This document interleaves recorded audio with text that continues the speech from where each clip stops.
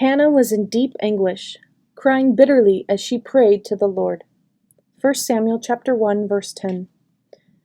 Have you ever experienced times of grief, bitterness, or anguish, when you felt as though you were slipping? Hannah did. Back in the Old Testament book of 1 Samuel, we learn that Hannah was married to Elkanah, a Levite priest. He also had a second wife named Peninnah. Each year, the combined families made a trip to the Shiloh tabernacle, and each year the same thing happened. Elkanah celebrated his sacrifices by giving gifts to Peninnah and each of her children, but Hannah received only one for herself because she had no children. The Bible tells us that Peninnah laughed at Hannah's barrenness, making Hannah cry so much that she couldn't eat. One evening in Shiloh, Hannah went over to the tabernacle. Out of her bitter grief and anguish, she cried out to the Lord.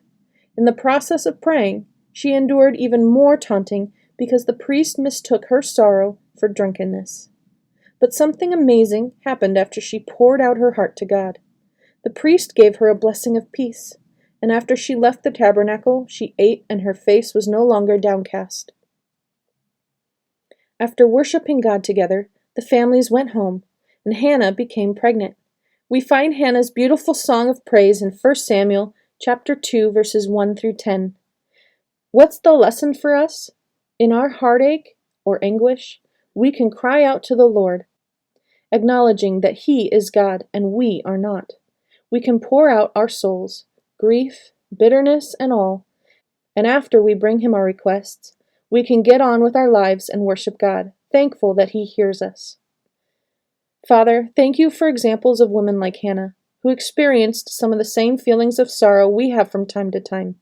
Thank you that we can express our emotions to you and that you give us the grace and strength to stand up and move ahead. Thanks for your answers to our prayer. Amen.